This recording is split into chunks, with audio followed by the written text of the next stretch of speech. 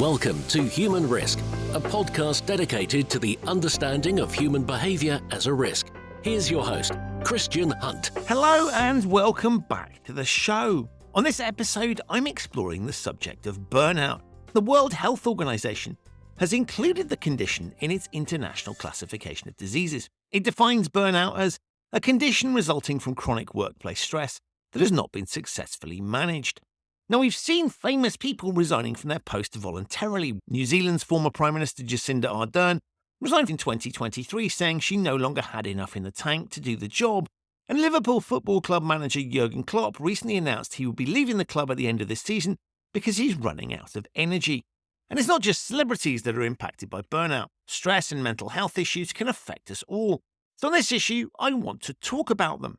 My guest, Sabrina Ahmed, helps people to manage the risks of burnout by identifying what it is that stresses them and how they can minimize that. In our discussion, we explore the signs and causes of burnout, how burnout surprisingly isn't just something faced by employees, but also can impact the self-employed, the benefits of art, creativity, curiosity, and playfulness in helping recovery from burnout, what we can all do to avoid it by aligning our personal values with our professional lives, for example, by job crafting, and much, much more.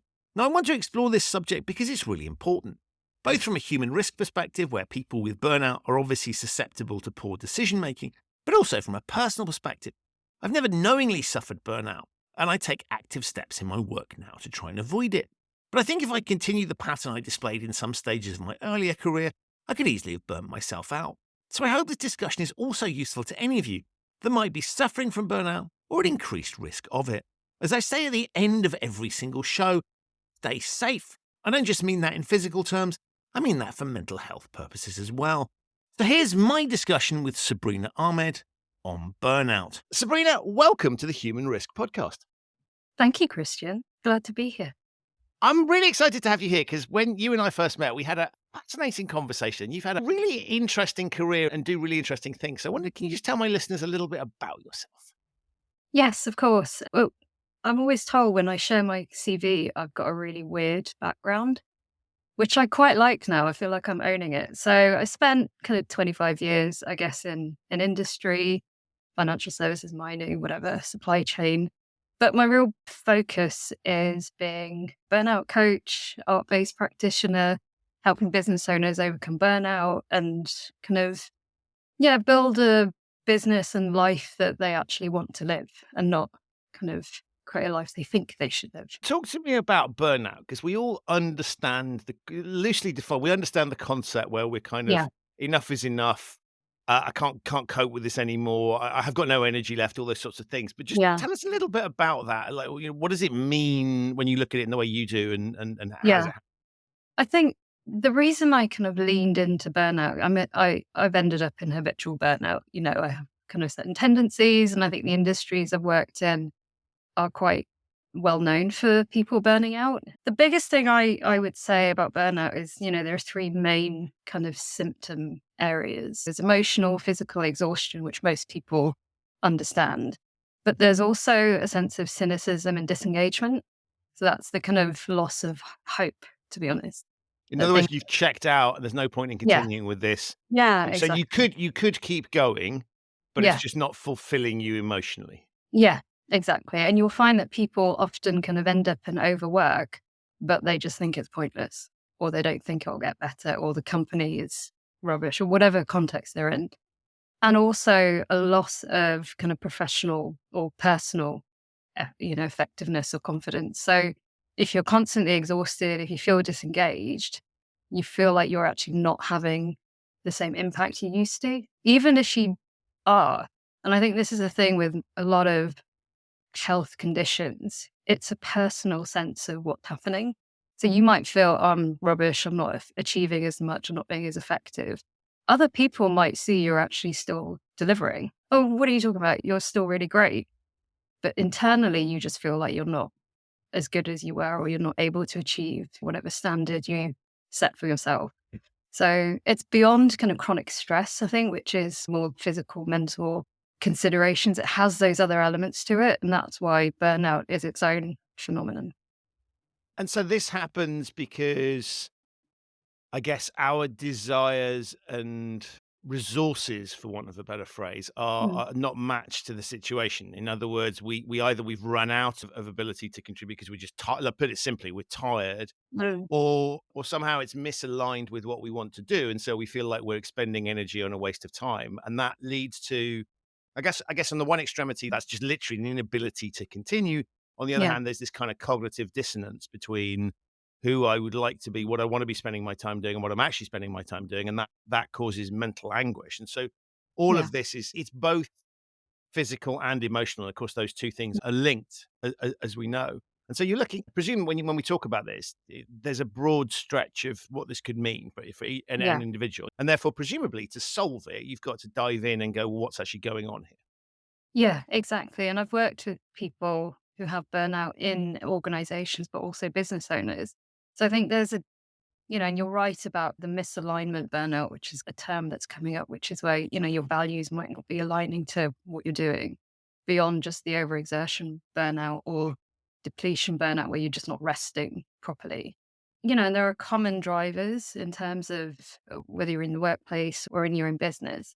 And I think there are internal aspects, maybe you set yourself very high expectations if you're a perfectionist, or you have certain levels that you want to meet that maybe aren't needed. But there are also environmental factors. It's like, are you resting enough? Are you using your time wisely? Are you able to say no and actually make sure you're protecting your time and your energy and what you're doing? So there are lots of different elements and drivers to it. I think on the misalignment piece, what I see more in employees is a lack of fairness, or if other people are being treated a different way to you, that can also contribute to burnout. So again, it's back to that internal sense of, what I want to be spending my time doing and how I expect people to treat me versus what's actually in your experience. And more with business owners, I think there's a real sense of loneliness. I think that can also influence burnout. And that seems to be a common factor, like a lack of community and a lack of social support can also drive burnout. Wow. And so you talked a bit about art as a Yeah. way to, how do you help people to, I don't want to say get over it, it's a terrible way to phrase it, but how do you help Yeah. people through this? So started, I'm almost at the end of it, doing an art based coaching diploma last year because I'm quite artistic. I've always had the science, I studied neuroscience, but I've always been artistic as well. So I've always had a foot in each camp. And I found more and more out of the art therapy world, art was finding its way more into coaching. And I joined a few sessions and found a teacher who's created this course. And she uses the artistic process and image making as part of a coaching session. So you still start with a coaching focus, but you create an image and it starts to kind of unlock what is hidden, what's unconscious, maybe what you can't verbalize. I think in the space that I work in, which is sort of a therapeutic coaching space, there can be very difficult topics that people don't want to talk about, or difficult emotions that they find hard to express. But when they're creating an image, a lot of that disappears, or it comes out in ways that they don't expect. And so the image becomes part of the coaching process. You talk about it, you start to kind of connect with it, and it goes back into, okay, well, what was that? What was coming up for you in relation to the original coaching question, right? And I've found it incredible, actually, like working with lots of different types of people, realizing how different the internal imaging process is. Some people have very vivid imagination. I have a very vivid visual process, but I work with people that really struggle with that. And so there are different ways you can help them create an image. And again, everyone discovers something that they maybe didn't realize was going on for them. They're able to admit difficult things because they're talking about an external entity now, which is still part of them, but it helps give a little bit of distance. So that's an area I want to bring into my kind of coaching practice and finding really aligns to me as a creative person as well. And I love that because it's finding a framing Mm. that is not, it's not critical, Yeah. right? It's because I think a lot of times going to get help, particularly for Yeah. men, Yeah. is quite a terrifying thing. It's, the macho thing. I don't need help. I can manage this on my Yeah. own. It's only a flesh wound. Right. But it's almost particularly, I guess, if you're successful or you think you Yeah. ought to be successful, you've been playing a kind of rat race game. Yeah.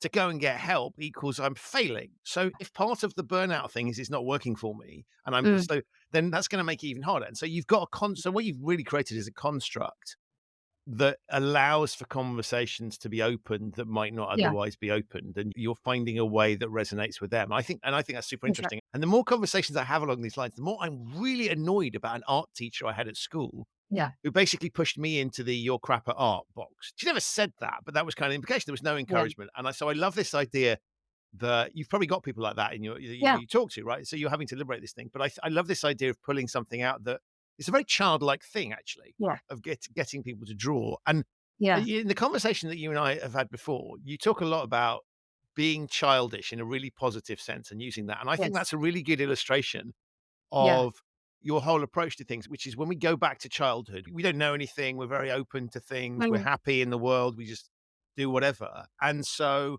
in a way, we lose that when we start to have formalized structures and processes because somebody Yeah. else is setting the rules. Yeah. So I really like this idea of taking people back to a time when we actually were free to do what we wanted and think about what mattered to us. And we made decisions. They weren't always good decisions, but they were Right. decisions based on what you wanted in the moment. And so I love this idea of, in a really positive way, regressing people to a sort of childish state, ability Yeah. to just say what you think. Yeah. And I think 2 points on what you've said. I think everyone has that art story because of that early life experience, right? And a lot of those barriers that, in initial conversations with people, oh, I'm not a good artist, I'm rubbish at art. It's like, well, actually, we're not creating art for, art's sake. It's about image making and mark making. And everyone has the ability to do that. And it's in service of whatever question you're trying to answer. And also, I think more and more in the research, play, curiosity is actually really important to our mental and physical health.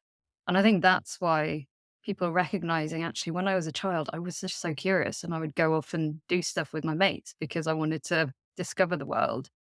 And that is what we lose, when we get older. It's like, well, I'm a head of, function. I'm not meant to like have a laugh and chat with my mates and colleagues. We have all of these shoulds, musts, have tos that society or people around us create for us, and actually they often don't serve who we are and who we want to be. So it's really about opening people up to that innate curiosity we all have and that need to play. And that's finding itself more into the coaching and therapeutic space because it is actually really important for us to do that. And I love, and something you said to me last time we spoke, which I loved, and I Mm. have repeated to lots of people. So anybody I've said this to, this is where it came from to give you full credit. And you said after we'd had a conversation that actually there was something nice when one feels free to just have conversations outside of formal, there's no reason to have the conversation, but just chat to interesting people, which is Yeah. what we used to do when we were kids. And it's kind of like, Yeah. you seem really cool. Let's go play together. And Yeah. there's no kind of, there isn't like a meeting agenda. Well, why would you No. want to play with me, right? We must talk about Yeah. why we're having a play. Well, you just get on and do it.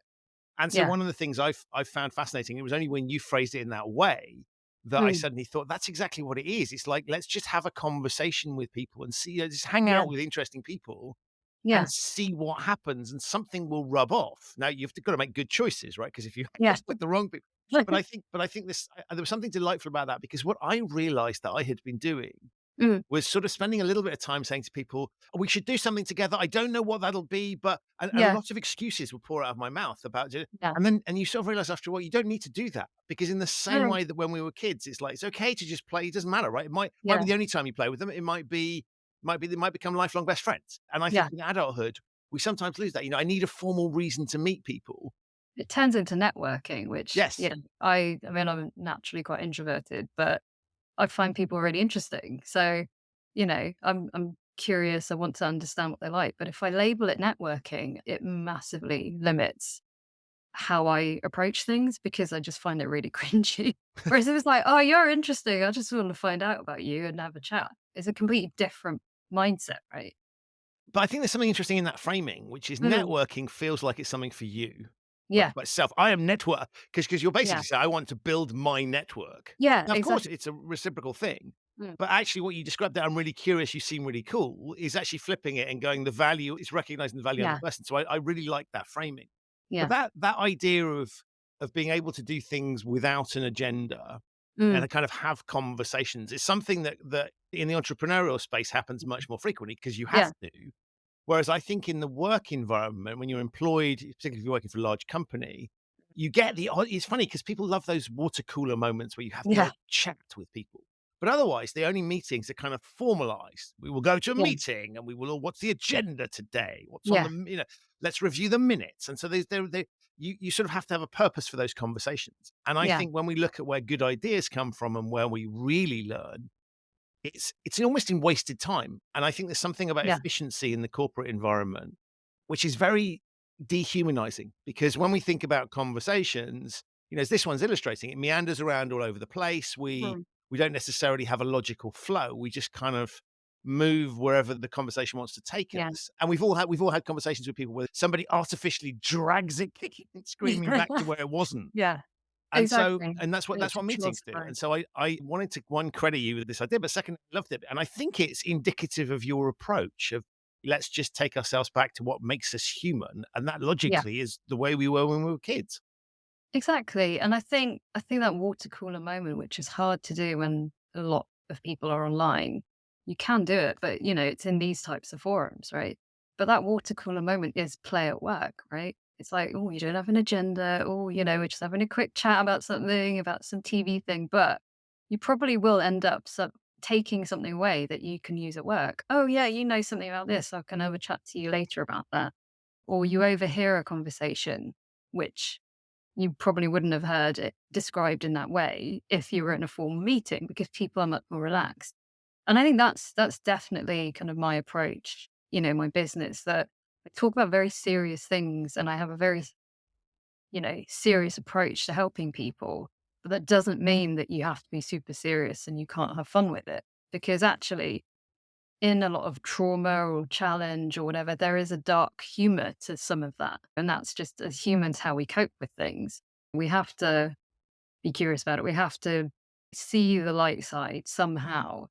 And I love those types of conversations where you can have a very deep, difficult, challenging conversation, but you can still find the lightness in it or realize actually, no, there is a way to get through that. And yeah, definitely kind of play, curiosity, fun, taking a step back is always part of my approach. And I'm really interested when we look at sort of trying to solve burnout, for want of a better Mm. phrase. I mean, the logical conclusion, and I recognize this is not always a logical, it may be Mm. logical if you're being asked to work ridiculous hours and you can sort of say Mm. with those things as direct correlation. But if it's something like Yeah. I'm not aligned with the organization, and Yeah. we often see this where people work for you've got a great job with this very Yeah. respected organization and you've got a great job title and you're being paid loads of money. The logical reasons for you to be loving Mm. it are there, but Yeah. actually it's not for you. And it doesn't matter how Yeah. great all these things are. And often they're not, right? Titles come with a load of crap as well Yeah. as a load of money and a nice office. There's a Yeah. nonsense that goes with it that actually sometimes overwhelms that thing. But as we look at that, the logical solution to burnout would be to, well, quit, stop doing what you're doing. Yeah. I presume there are other solutions to this as well. I mean, there are other ways of framing it. So it's not just a simple case of your people come and talk to you, and the natural conclusion is get the hell out. It might be, and clearly Yeah. there are going to be situations where that's entirely appropriate. But presumably, what you're really doing here is exploring what matters to people and what drives them, and Yeah. therefore, I'm guessing there's a permutation of solutions that don't all involve walk out the door. Yeah, exactly. And it's very much about, I take a person centered approach to coaching. So it's very much believing the individual is the expert in their own life and what's important to them. I can challenge and I can ask questions, but often we know deep down what's going on. And what I find interesting about working with business owners is they don't have an external person telling them to do things in a certain way, but they can still burn out. And often where there is this kind of misalignment burnout, it is because, what they're doing is no longer in line with their values or the vision for their life, right? And that works whether you work in a corporation or not. And it doesn't mean they're going to throw their business away or you're going to leave your job. I think it's more about pivoting and job crafting and actually looking at what are the aspects I do like. where do these line up with my strengths? What are the things that no longer serve me or aren't interesting? And what can I shift? Where do you have agency and autonomy, which are also important drivers for not having burnout?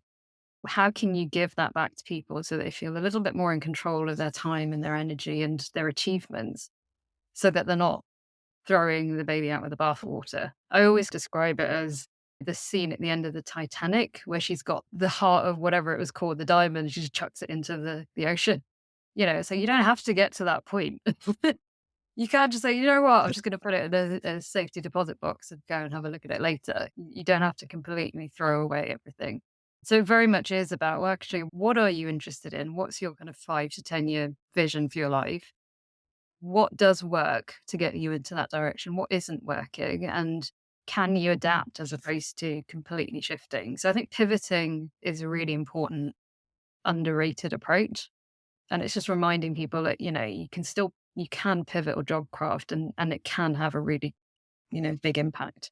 And talk to me about job crafting, because Mm. it's a phrase I'd never heard before until you used it. And Oh, I think I understand what it means, but no. just unpick it. So I've gone through this a few times and it has really helped. So essentially, it is just looking at the job you're in and is it still aligned to your strengths, your goals, what you want to get out of the organization, what the organization needs, and then aligning kind of your strengths and your goals and adapting the job so that you get more of those opportunities or responsibilities.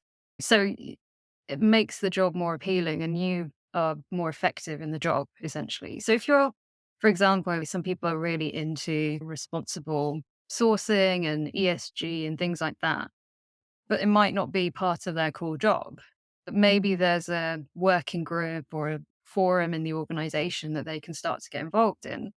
And so you're actually allowing them time to work on something that's maybe a bit more of a passion project, but still benefits the organization. But they don't feel like they're crushing themselves and their needs by not being able to have that flexibility. Or it could be, actually, I really enjoy working with people, but the job I'm in now means I'm very isolated.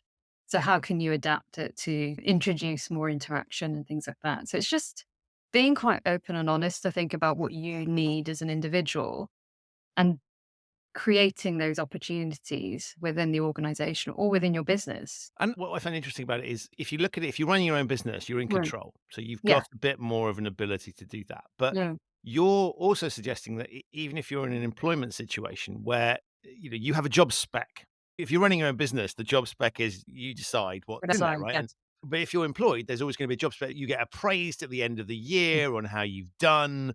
You get objectives set. So that feels like an environment where you don't have much control. But my Mm. sense is you're saying actually within that you can implement Yeah. things. Yeah, I mean, sure. If you're working in a factory where you've got one very Yeah. specific task to do that's a bit harder because you can't suddenly go, I don't. Mm. You might have to shift jobs. But if you're doing something in the more kind of cognitive space, Mm. working in an office, there are a few more opportunities to mold things, I guess.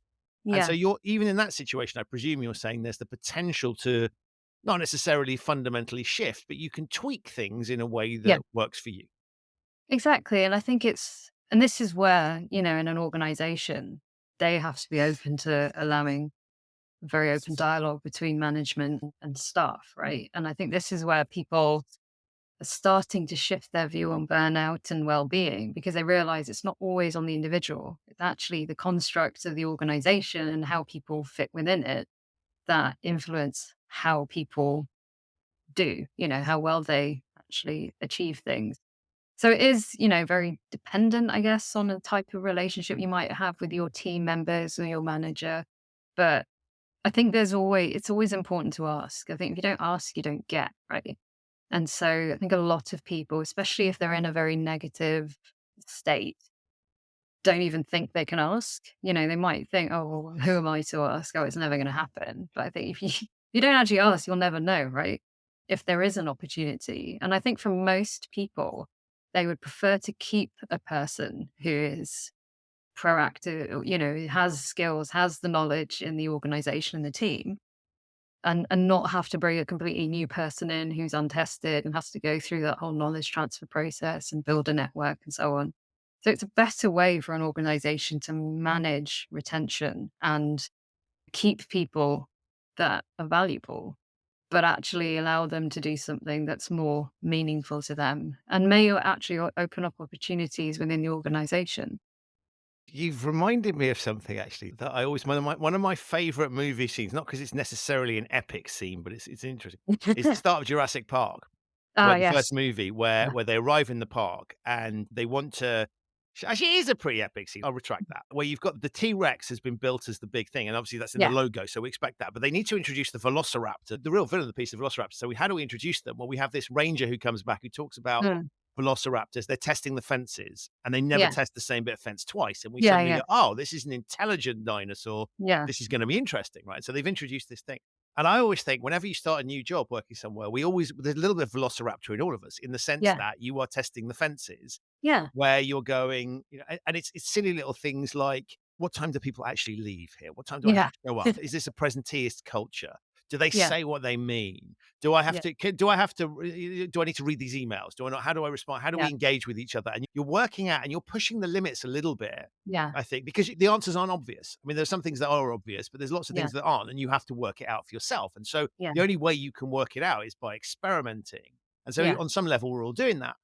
And what I think is interesting is we do that in certain realms. Like, what time do people normally show up here? What time do they Yeah. leave? We work that out for ourselves. But I think what's interesting is we tend not to think we can do that with things like the job spec, Yeah. where that's a sort of given. And actually, I think we should continue to bring out that inner velociraptor Yeah. and think about actually, Absolutely. let's test and challenge these things. And what I thought was interesting about what you're saying as well is kind of, well, if you can't do that, and I'm not Yeah. saying like, you've hired me to do A and I want to do B, so I'm just going to make the Yeah. job B. I've I'm not saying, decided I'm gonna be a right? Yeah, yeah. finance person now. Well, I was it's in like it's all sales, but out. I'm now working in health and safety or something, right? He said Yeah. that's not how it works. But if you Yeah. can't tweak it, I think that's a really revealing trait of the culture, Absolutely. even Yeah. if it's just the culture within your bit. Yeah.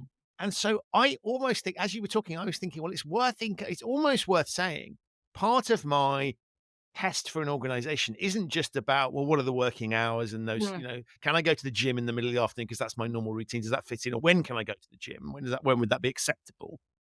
As well as that, we should be testing those boundaries because actually, if you are in that situation, knowing whether you can or can't do that tells Yeah. you a lot about the organization. And so I think that's a really useful piece of feedback. So I was almost thinking if I ever found myself in a position of work again, I would actively test out not just the working Mm. hours type velociraptor stuff, but actually can I tweak the job spec a bit? Can I shift it? Yeah. Have those conversations early on because actually it reminds me probation periods tend to be looked at as one Yeah. way, which is is the organization going to keep the employee? But actually, it should be just as acceptable socially the other way to go, I joined that and it wasn't what I was expecting, right? Yeah. I am firing the employer.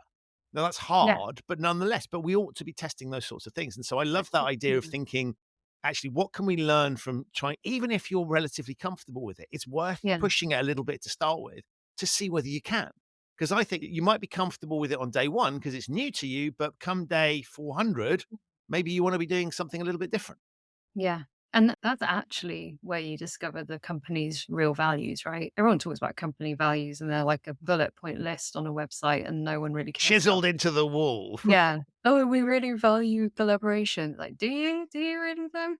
And so that testing the fence velociraptor thing, which I love that kind of image and that concept, is you're testing kind of the social norms of your organization. You're testing the company values it in reality, not what is on a, you know, list of objectives or on a website or on some marketing blur, but actually what are the rules of the road in this space that I'm in, right? And do I fit?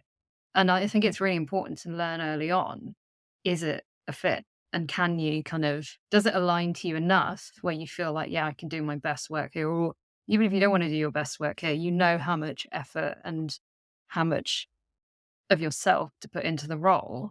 And, as a manager, kind of how to bring the best out of your teams, right? It always goes both ways.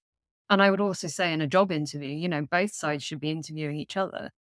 I think we're out of the days where, big man company is kind of, I shall dictate to thee. I think there are You're still lucky to some work here type no, you're logic. so Right. lucky I've even taken time to talk to you in my Right. very busy day. And you're seeing it with the younger generations coming into the workplace, right? They are not enamored by a lot of this stuff. Just like, okay, what's in it for me? Like, what are you going to give me? Maybe it's gone too far one way, but there is always a happy medium there. And I think it's important to test each other out. We're social creatures, right? There's no reason why like a corporate environment is any different to any other social group that we're in. We're always testing whether we fit. We always test whether we are aligned to the people around us. And that's why I think burnout is an awful experience to go through. But like stress and burnout, they're really good indicators of how we're spending our time, and often a lot of us won't actually stop and change until we're absolutely physically wrecked because we're just not picking up on maybe emotional signs like, oh, okay, well, something happened and I felt a bit uneasy and, okay, it's fine. That's just how things are. I think it's important to tune into what's happening in our minds and bodies because that tells us if we're in the right space and if we're using our time wisely, right? And picking up on those early signals, I Mm. mean, that's a challenge, right? Because Yeah.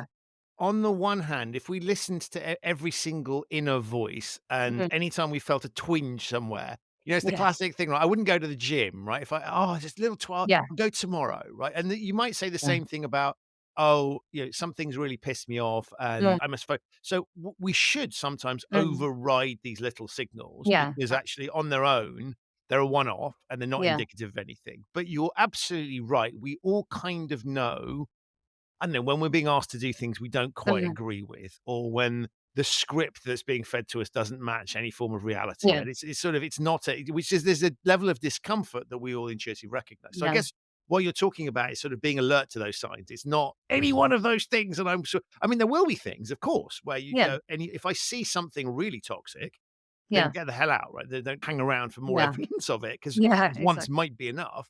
But Yeah. generally speaking, listening to that voice, and I think that's interesting when you talk about the way, it's a two-way process because I think Mm. often the jobs feel like it's a big process to get this job. We go through a lot of Mhm. effort. And of course, companies play to this a little bit. We have a very rigorous recruitment. You're the best. It's almost the military thing about you're the best of the Yeah. best of the best. We've hired the best people. Look You're how amazing. special you are. Yeah, exactly. Therefore, you wouldn't want to give this up now, would you? And then they Yeah. lock you in with longer term incentive programs and Yeah. things that titles and blah, blah, blah, blah, blah, Yeah. that try and override some of those things. But I love this idea of paying attention to the signs that we can all tell. And if we step back and said, all other things being equal, this isn't great, Yeah. and we're more alive to that, then you're right. You wouldn't get to that point where I think we've all had situations where it's just blown up on us. Yeah. It's just kind of gone in, whether that's enough now and we break down or, emotionally, or Yeah. whether it's enough now and we storm out the door or whatever. But you're Yeah. right. Why would you let the pressure cooker get to that stage where the lid gets blown off? Yeah. And I think a lot of this is about persistent patterns, right? So it's like you're always going to get, this is a bit uncomfortable or whatever. Like you said, you don't want to indulge every single niggle or discomfort because, there might be a legitimate reason as to why you feel uncomfortable, but actually doing it anyways is really healthy or is a good learning process. I think it's really about understanding what your stress or burnout signature is at the 70-80% mark and not waiting until it's 110%. And I'm quite bad at this. I have a very kind of high tolerance for pushing myself. And I know that it's a challenge that I always have to keep an eye on. It's kind of persistently feedback I've had across my life. And so my 70% is probably not the same as someone else's 70%. And I think that's the key, right? You can't compare yourself to other people. You compare yourself to your own standard. And so I have to be really aware of, okay, and it could be, you first notice it as physical signs. Like, I've got a stomach ache or I've got a headache or I feel dizzy, these are all signs of kind of persistent stress that we often just discount, right? It's like, oh, I ate something weird or I've had too much coffee. Okay, maybe it isn't. Maybe you need to kind of experiment and see what's driving. Or it could be the emotional exhaustion, I'm feeling really teary over like something that shouldn't make me teary. Everyone's got their own personal flavor of what that looks like. And I think as soon as you understand, okay, what does 70 to 80% up to 90% look like for me? And then you've got something to compare it against. And so you can tell, okay, right, I'm getting close to this 80, 85 now. I need to start, looking at what might be causing it. Am I doing a bit too much? Am I not resting enough? Is this the right stuff I should be doing? And just ask yourself those questions, that in itself will give you a bit more valuable information, I think, to start making some changes. And that point around not everybody being the same, you talked about being an introvert. And I always find that subject, the phrase fascinating because there's Mhm. the stereotypic is extroverts shout a lot and introverts say nothing, Like, right? And yeah, and that's of course not what it means at that's all. not what it is at all. But it No. really strikes me that we haven't started, the organizations haven't really designed themselves for Mm. proper diversity. And I mean neurodiversity, diversity of experiences, perceptions. Yeah. And so there's a move to get, let's have the boardroom photo looking diverse and then job done, right? Yeah. We can do a Benetton ad, right? Yeah, And exactly. job Yeah. done, right? And Look and how so diverse we are. It's like, right, yeah, that's like we'll think amazing. the same. And actually, yeah, exactly. And I think one of the things that is interesting when we think about all of the things that we've been talking about Mm, is that it's not one size fits all. We no. definitively not one size fits all. So as we think about these topics, both we as individuals need to Mm, recognize that the process we're going through, a little bit like if you're doing a training regime or something in mm, the gym, right? It's for an average, unless you've had it specifically bespoke for you, yeah. what you're hearing or seeing is an average thing. And there may not be anybody for whom that's suitable, right? Because there's no Mm, such thing as the average person yeah. potentially. So we need to be personalized, but organizations are, of course, terrible at this. They've kind of like, Mm, let's pull in all these diverse people. We say we want that, but actually we design processes that are very much one size fits all. yeah. And so this is kind of making the challenges that you're helping to address worse, I guess. Yeah, absolutely. I think there are so many different forms of diversity, and I think they're going for like the really obvious stuff and not actually realizing that there's so much diversity of thought and experience that we're missing out on, and forgetting that those things are actually what connects people. Yeah, generally, and just not assuming that everyone thinks the same way, right? It's like you can't just look at a group of people and think that they all think the same way. It's become very dumbed down, I think. And on the topic of personality, there are, as you've highlighted, there's so many myths around personality, right? We tend to have preferred traits and kind of how you are in your natural state. That doesn't mean you can't change within the context, right? Or if something's important to you. Like, I love the idea that you can adapt your personality for things that are important, personal projects. And again, back to kind of what your values are. And okay, maybe I need to be more extroverted in this context because actually it serves me in a different way. That still doesn't discount the fact that I'm quite happy pottering around my house by myself, right? It's like that in my natural state, I'm fine with that. Whereas my mother, who is massively extroverted, does not understand that at all. So, what do you do on your own?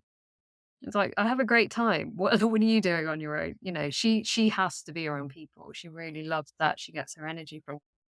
I love it too, but just not as much. And I think it's just about understanding what our baseline is and also understanding what's important to us and the people around us and being willing to be, again, curious and experiment and adapt for a greater purpose. I think we can hide behind these labels quite a bit. And I sometimes do.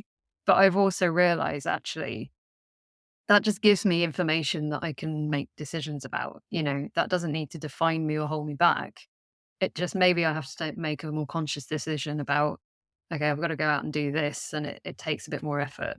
And yeah, I just don't think the workplace has really understood any of that, to be honest. Like maybe you'll get a quiet focus room and it's like, great, but people that don't want to Right. be in It's open. almost like when companies used to provide a smoking room. Yeah, We exactly. do this everywhere, but by the way, I wasn't a fan of smoke-filled No, offices. I had experience when I started my career, but it's like, but put it in a smoking room, job done, right? That's dealt with the yeah. smokers, and I agree with you. It's kind of like, here's a place here's the quiet, they need somewhere to go. Put them in this box, Yeah, right? And the problem's exactly. gone away. Yeah. And there's so much more around how people interact and the type of work they do, right? Especially distributed, teams. There's people are starting to understand now that, a normal workshop doesn't work the same way if everyone's on Teams or Zooms, right? You can't just replicate what is an in-room dynamic online. You actually have to prepare differently. You have to give people exercises in a different way.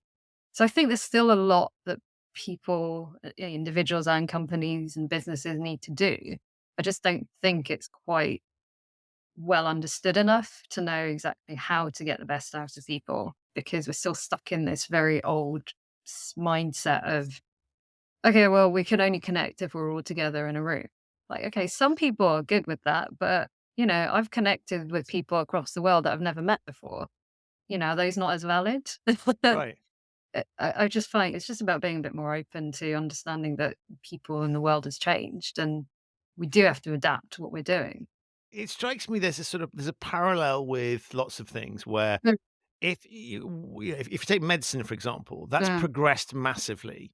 yeah. And so we're not doing the bloodletting of the way back when to cure people, right? And we Yeah. recognize that there Well, are the leeches are coming back, right, so well, they're not going back to some of those things, true, just not in the same way. right. But we move with the times and we develop Mm, new methods and new yeah. approaches based on what we have learned. And one of the things I think has been interesting is I'm not sure pre-pandemic, well, in fact, I Mm, know that pre-pandemic, the structures that we had weren't fit for the stated purpose. right. But we've now seen that there are other ways of doing things. And of Yeah. course, new ways of doing things bring their own problems and challenges with them. But what I Yeah. think is interesting is that we were all faced with the stark reality of there were other ways of doing things. And so let's work out which of the old do we want to keep, Yeah. which of the new should we keep, and let's not pretend that one is like miles better than the other for everything. Yeah. And That, I think there's always this sort of fundamentalism around yeah. these things. And my view is one should start to dissect, what like there are, for example, online meetings don't need to be an hour or an hour and a half or Mm, half an hour because the reason you do that is if you're dragging someone to a physical meeting room, you can't say to someone, walk down the corridor, cross to another yeah. building for a 5-minute meeting, right? That's insane. You wouldn't do that.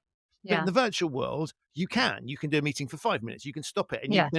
you can have much, there's much shorter engagement. So Mm, training, if you're dragging someone to a meeting, you can't sort of say, well, we're here to do a 5-minute or a 1-minute micro training on yeah. something. Right. Exactly. Yeah. That would be weird. But online, you can email it. And Yeah. also on demand things allow you to do things in a different way. And so that's Yeah. just a function of time as opposed to the content or anything else. Yeah. And so I think there's a real opportunity here to recognize that. And I think many of the cognitive dissonances that you've talked about, Mm, we could resolve if we started to have more authentic workspaces that yeah. recognized what humans are really like. We have kind of convoluted structures that were designed, let's be generous and say with the best of intentions, but often Mm, not. Often they were designed to maintain a hierarchy and, yeah. all those sorts of things. But even the ones that were conveniently well designed, we should be Mm, questioning that stuff and asking it. And all of this stuff for me comes back to if you want to get the best out of people, we mm, need to be designing environments that make that happen, that allow yeah. them to flourish. And so what you're dealing with, if you like, is a design problem. Yeah. Often the organizations think it's the design of the humans that they've hired. These Yeah. awful, if only they could knuckle down or be more Really, they assimilated right. and Yeah, resistant to exactly. And futile. Yeah. what you're doing is you're dealing with the aftermath of that, which is Yeah. that assimilation hasn't happened, and Yeah. we've now got to unpick it. And the mess demonstrates itself probably more often because I was really struck by your comment about we often can't tell, right? It looks like they're performing Mm, it. It's almost equivalent to sort of highly functioning alcoholic. yeah. It's a highly Exactly. functioning, burned out person. I'm sure there's a nicer way to phrase that, but it manifests itself in the human. I mean, sometimes Yeah. it manifests itself in the work because people's work is terrible because that's. Yeah. But often it's hidden, right? A little bit like depression can be Yeah. massively hidden from people, and so you're having to unpick the fact that we have structures in place that are not fit for purpose. And I Yeah. think if the structures were honest and said, actually, this is about we're all we're interested in is working you damn hard and we'll pay you loads of money and just shut up and get on with it, right? Then that would be at least you'd know what you're getting into. There's Yeah. this dishonesty about we care about our employees, blah blah blah blah blah. Yeah. That's the words, and then the And actions that's the don't reflect that. dissonance, right? I Yes, think people are fine with, hey, I'm going to work really hard and I get loads of money for it because that's their goal, right? And there's nothing wrong with that if there's a different argument about that. But if that's what you're being sold and that's what you want to do with your time, then go for it. The dissonance, I think, and where companies are missing a trick and maybe like let's be kind, maybe not optimizing kind of how they work with their staff is where they're trying to say it's one thing when it isn't, and that's when people start to get misalignment, burnout, or, they think they have to work a certain way because otherwise they'll be at risk. And, it reminds me of two things. I think a lot of people, there's a burnout report recently from Mental Health UK, which is really interesting. 41% of employees have had burnout or kind of chronic stress. over the past year. That's quite a lot of your workforce, right? And a lot of it is either workload, feeling lonely, not having enough rest, but and financial concerns. And in this cost of living crisis, there's an even higher burden on people to stand up and advocate for themselves because they're worried, oh, if I speak up, I'm going to lose my job or I'm not going to get promoted or I'm not going to, there's going to be a financial loss, which is going to impact my life. And then people catastrophize, right? I'm going to be homeless and I'm going to end up on the street. And so I think that's something that keeps people quite trapped as well, like the fear of retribution and the fear that there's going to be a really bad consequence if they try and change their environment. And that's often why people don't get help, right? Especially men. And I've worked with a lot of men and they have the same issues as other people, that everyone has very common issues. They can feel imposter syndrome. They can feel less than. They can feel like their personal life isn't going as well as their professional life. They can feel like, okay, I've got all the stuff. I should, on paper, I've got the perfect life, but I hate it. I'm miserable. And I think it's hard for people to admit that, right? Because of all of these other risks, the loss of reputation, a loss of job, loss of status. And so I think that this is where psychological safety in the workplace is so important, that you can actually voice your real opinion and you're not going to be at risk of, losing or kind of any of those other things being kind of affected. I think what's fascinating about psychological safety, again, is it's approached in the same way Yeah. as these other things, right? It's like, Yeah. we want you to speak up, Yeah. right? And then, so you have a Yeah. big announcement, right? We've given you a phone line so that you can Yeah. call Yeah. things in Yeah. without recognizing that, what are the cues for us for speaking up? Well, the answer is, it's, yeah, okay. It's helpful to have a senior person say, Yeah. we want you to speak up, providing that's authentic and it sounds like they really mean it. Because Yeah. if it's like they're reading a hostage video, which often Yeah. these things do, it's like, Yeah. only you've got to speak up or something like that, right? Yeah, That's exactly. So volume. I'm listening. Go on then. Yeah, yeah. It's And then they don't do anything. I think the worst thing is giving someone a lifeline and then letting go of it. It's like, okay, so we're giving you something that's for your own good, but we won't do anything with it. So well done us. We gave you the lifeline, but you're still floating away on the sea. I see that over and over and over again. And it's like, that's worse. Like at least if you're not being lied to, that there is going to be some help off the back of you actually stepping up and being brave enough to ask for help. To then just throw it back in someone's face is like a double insult, right? But And it always strikes me as, but if you looked at, and I always think it's fascinating because if we take other context, a lot of the work yeah, that I do is, let's have a look at what problem we're trying to solve in yeah, our context, and let's see how it's solved in others. Not that yeah, you might directly copy it, but you might also do exactly the opposite. But you'd be yeah, informed by it. And so if I look at the idea of a customer service proposition, mm, I know that if I book a flight with certain airlines, there's mm. an Irish one that comes to mind, but I won't name them, right? Where they're renowned for yeah, very, very ridiculously cheap flights. I have an mm, issue with that from an environmental perspective, but yeah, let's ignore that for a second, right? mm, And let's say, but it's so damn cheap that you're going to get crap service, right? And that yeah, they are going to chisel every single pound, euro, dollar out of you they yeah, can on top of that. So if you show up and you haven't printed out your boarding pass in the right way, there's going to be a massive fine for doing so. It's a yeah, horrible experience, but that's priced in because of yeah, the fee, and they're not shy of telling you that. yeah, And in fact, I have tremendous respect for the outspoken CEO who's incredibly rude to customers, but nonetheless, you can see what's there, right? It's very authentic. Whereas if yeah, I look at a sort of higher priced airline, if mm, I fly business class or first class on a proper, I expect decent service. And it's yeah, that disconnect between if I've paid for something that's supposed to be a yeah, premium product and I get the kind of service that I expect from the other airline, then I'm going to be disappointed. And I think mm, often we know that intuitively in that context is just do what you say you're going to do. And if you yeah, can't do it, don't say that you can do it. Don't, yeah, we see politicians, particularly at the moment, mm, pretending things are, oh, it's great. We have a plan to do blah, blah, blah, blah, blah. We've done this. We've done that. yeah, No, you haven't. We know you haven't. And actually, it's more irritating for you to create that sort of yeah, requirement for me to recognize the reality isn't matching your. Just shut up about it. In fact, be honest yeah, about the situation, and we'll respect you much more. And so we know it in these other contexts, and it mm. astonishes me that companies kind of. It's almost like, well, they'll never spot this, or Yeah, we've hired exactly. really smart people because they always say that, right? And Yeah. presumably they believe that on some level, right? But we're going to treat them like they're idiots. Right? Yeah. We are going to say one thing and do another. And so Mhm. when we look at these other contexts, we know that it just screams bullshit. I'm not Yeah. buying it. I hate this. It causes me all sorts of problems. So why on earth would we behave any differently when our employer lies, promises us something, Yeah. says it's a gold standard thing and then delivers crappy service, right? We just know that, and yet they persist in doing it. And I think people underestimate how important trust is. It's kind of fundamental to a relationship, whether it's a professional or a personal one. If you've lost trust in someone or their message, you're always going to question what they say to you and how they treat you.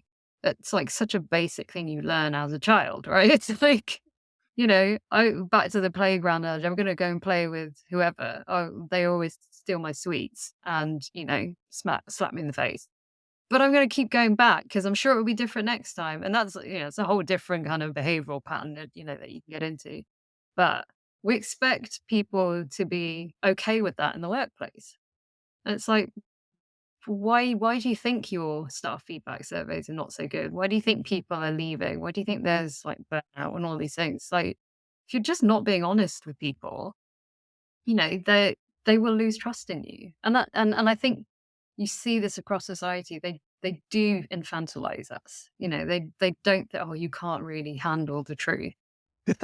Are you sure? Like, I think we can. We've gone through quite a lot of like difficult experiences as humans over time. Pretty sure I can handle the truth. And obviously you have edge cases where people do kind of completely freak out. But generally, people take information and they'll make a personal judgment on it. And then they're not going to go and do something kind of completely outlandish, right? And I think that's the problem. We're not giving people kind of the respect they deserve for being kind of intelligent human beings. You see it in, I love movies, right? You see it in modern day cinema all the time. It's like they just think you're an idiot. And it's like, I love a 90s trashy action movie, right? I will take those day in, day out. But, you knew what you were getting. It's like Con Air, I know what I'm going to get. It's like John Malkovich and, Nick Cage on a plane with a bunch of other prisoners. I'm not looking for highbrow. But it's when nowadays they're trying to like dress things up in a certain way. And it's, well, I've got to like preach to you because of this, because you really don't get it. And people are just getting fed up of it. It's like, no, I get it. Just stop treating me like a moron, and I will make the choice of whether I consume whatever you're giving to me, right? And I think there's a lot of that across society and whatever else. And, you know, people just need to kind of recognize we can take a difficult message. You might not like the response you get back, but actually, is the alternative much better? I don't think it is. And I think people have their heads in the sand a lot of the time. Yeah, and I think, technology again the real world has caught up with some of this stuff. So Mm. in the old days, you might have got away with certain things because there weren't things like Glassdoor or LinkedIn or other social media networks are Yeah. available, right? But nowadays, to try and maintain a myth of something, Yeah. I love it. We can sort of see companies responding with cover up stories about things and go, Yeah. nothing to see here, and you're like, no, I've Yeah. just watched the video on social. Yeah. There's a whole doco on Netflix, guys. Like, we've all seen it.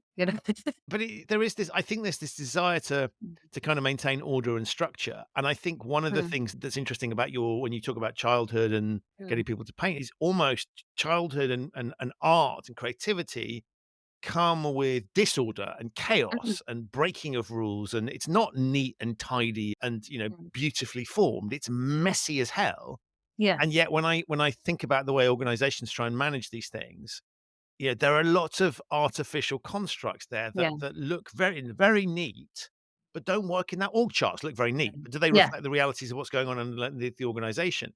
And I was talking to my accountant the other day he says, how's the year been for you? Mm, And I just thought, even the idea, my business doesn't sort of magically yeah. wake up on the 1st of January and put itself to sleep on the 31st of December each Yeah. year, right? I've got client business that Mm, sort of takes years to feel with projects that I'm working over year end. It doesn't feel like this. Now, I know why we need to have, I'm not suggesting that we get rid of yeah. years or we go Get rid of radical, calendars completely. but yeah, but there is something about these, we can see even that in that example that the structure of a year, yes, it allows you to call time on something, But actually, that's not how we operate. We're operating this continuum and things are messy and whatever. Yeah. And so as you were talking, I was just thinking, a lot of this is about putting messy human blobs Mm. into neatly formed holes. Yeah. And that just doesn't work. And if we want to get the best out of people, we have to recognize the messiness in humans Yeah. and trying to build systems for that. Now, of course, you can't have everybody running around doing what the hell they like, because Yeah. that's why, children's playgrounds are chaotic. And there comes a time where, Yeah. particularly in safety critical industries, we don't want people running You around and need the seeing what guardrails. Yeah. happens. But I do think we've probably gone a little bit too far in terms of the structure thing and not Mm. recognizing that. And I think a lot of what you're talking about here is if we could get closer to being human with things, Mm. then you wouldn't have these disconnects and that dissonance.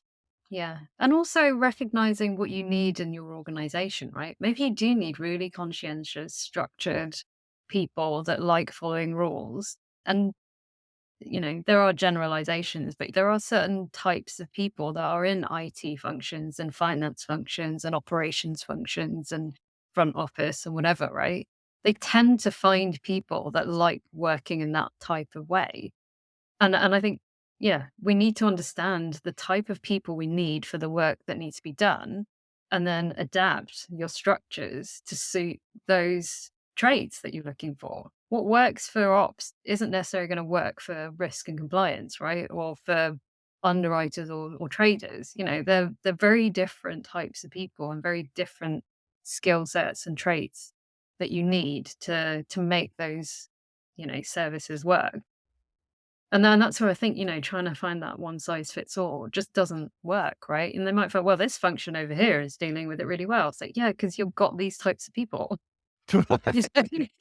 It suits them. They love the kind of turn the handle, do your monthly, month end stuff, do your year end stuff. For other people, it'd be like mind crushingly dull, and they try again. A lot of this, I think, is trying to fit a square peg in a round hole and then blaming the peg.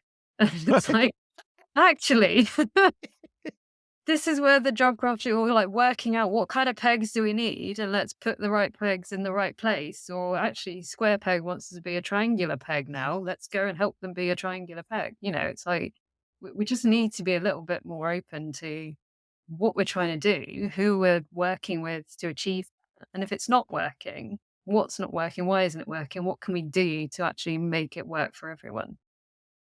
And as you were talking, I was reflecting back to organizations that have this Mm. sort of approach to quote unquote talent, and they Yeah. move it round the organization. Yeah. Right, and it's kinda like, "Well, you were really good. We need you to develop," and they Mm. desperately try and actually, that might not be the career development conversations, and I've said this before on Mm. the shows, like, clearly I've got sort of past career development discussions I need to work through, but there's always this kind of thing, like, it's a massively conflicted conversation because if you're talking to Yeah. your boss and your boss doesn't have the realm of, other career options outside the organization as Yeah. part of the toolkit, then all you're doing is offering you'll always be like a medical professional who goes, Yeah. "Right, well, I'm only allowed to prescribe drugs from this particular company or this Yeah. particular type of medicine, right? So we're going to ignore all the other stuff. Might be good for Yeah. you, but I can't prescribe that. Of course, I'm not Yeah. going to tell you that.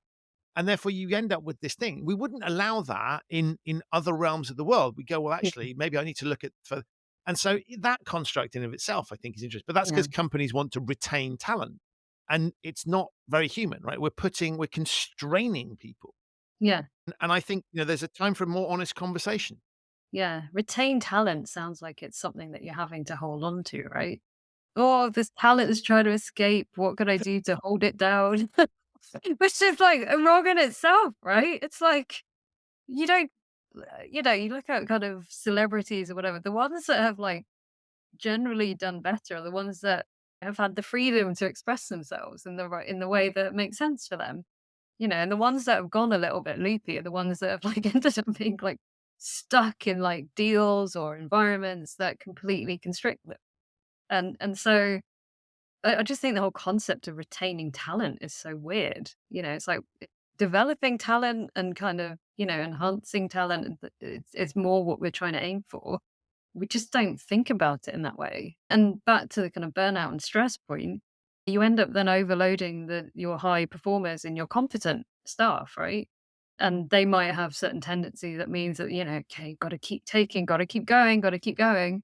Whereas there could be people that are like amazing for certain roles, but they're just not allowing them to actually express what they need to do and then finding the right fit.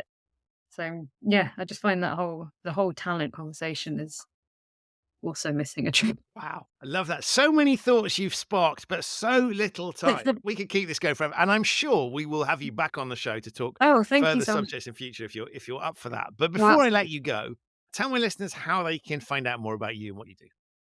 so I'm on X or Twitter kind of every day at the moment at Sabrina Coaching. If you want to find me there, I have a website. It's openintrovert.com. So again, back to kind of personality types, quite open, and I'm an introvert, so I quite liked the irony of that. But yeah, kind of find me in those platforms. I also have a Substack called Build a Better Brain. So that's where I kind of write weekly articles. Yeah, and I'd love to connect with people, have more of these types of conversations because I think it's, yeah, great to get back into the playground. Amazing. Well, links to all of those things in the show notes for people who didn't have a pen to hand. And as people would have detected in the conversations, I mean, you're a lot of fun to talk to, really thought Oh, well, provoking. thank you. And I have enjoyed bringing my inner child to hang out with your inner child and just explore stuff and see where it happens. So thank you Awesome. for all the conversations we've had, but particularly thank you for being a great guest on the show. Thank you so much, Christian. Yeah, hope to see us again soon. So that's it for this episode of the Human Risk Podcast. My enormous thanks to Sabrina for appearing and to you for listening. To find out more about Sabrina and the work that she does, have a look in the show notes. There are links to those there. If this is your first time listening to the Human Risk Podcast, welcome. You can subscribe wherever you get your quality audio content. It's available on all of the major podcasting platforms. To discover episodes that you might have missed, visit the show's website, which is humanriskpodcast.com. If you like the show and have yet to leave a review or rating for it on whichever platform you're listening to it on, please do. It really, really does help. I'll be back with another episode of this show very soon, but in the meantime, stay safe, and I mean that in every sense of the word, and thank you so much for listening.